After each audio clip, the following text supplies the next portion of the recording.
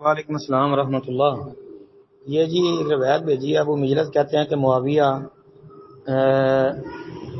رضی اللہ عنہ ابن زبیر اور ابن عمر کے پاس آئے تو ابن عمر کھڑے ہو گئے اور ابن زبیر بیٹھے رہے۔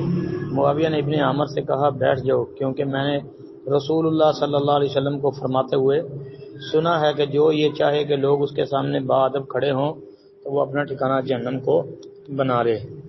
جی کہتے ہیں جی اس حدیث کی تحقیق جی بالکل یہ صحیح ثابت روایت، شیخ البانی نے اس کو صحیح کہا ہے، لیکن یہ جو ابو داود میں ہے نا روایت، ابو داود کی سند تو حسن ہے۔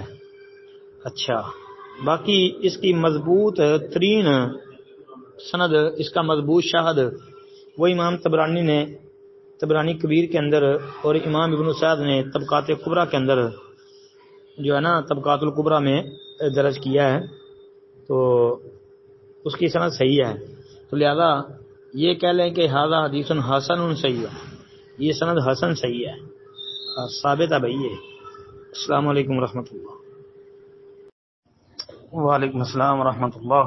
جی یہ بہن کا سوال ہے، غیبت، زنا اور قتل توبہ سے معاف ہو جاتے ہیں یہ گناہ؟ جی بات یہ ہے، پہلے تو بات یاد رکھیں، یہ جو غیبت وغیرہ ہے بندہ اللہ رب العالمین سے معافی مانگ لیتا ہے تو انشاءاللہ اس کی تو معافی ہو جائے گی۔ باقی یہ ہے کہ زنا اور قتل اور ایسے وہ جرائم جن کی شریعت نے حدیں مقرر کی ہیں، جی اگر تو معاملہ قاضی تک پہنچ گیا ہے جی تو پھر اس کی حد مقرر ہوگی۔ مطلب کہ گردانی آدمی کی اگر قاضی کے پاس شکایت چلی گئی ہے کہ جی اس نے فلاں عورت کے ساتھ بدکاری کی ہے، یا یہ عورت ہے اس نے فلاں مرد کے ساتھ بدکاری کی ہے، تو قاضی پھر جو ہے نا ان کے اوپر حد نافذ کرے گا، تو یہ جو حد ان کے اوپر لگے گی نا یہی ان کے گناہوں کا کفارہ بن جائے گا نا۔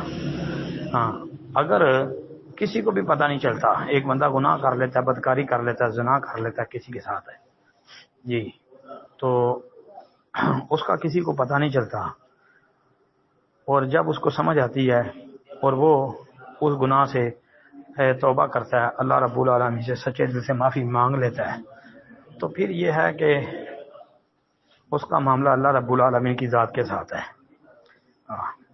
اس کا معاملہ اللہ کی ذات کے ساتھ ہے، اللہ چاہے تو اس کو بخش دے، اللہ چاہے تو اس کو پکڑ لے، یہ اللہ کی مرضی ہے جی۔ باقی قرآن پاک کے اور نبی علیہ السلام کی صحیح حدیث کے مطابق جی جو سا مرضی بڑا گناہ ہے بندہ توبہ کرتا ہے اللہ معاف کر دیتے ہیں۔ السلام علیکم ورحمۃ اللہ۔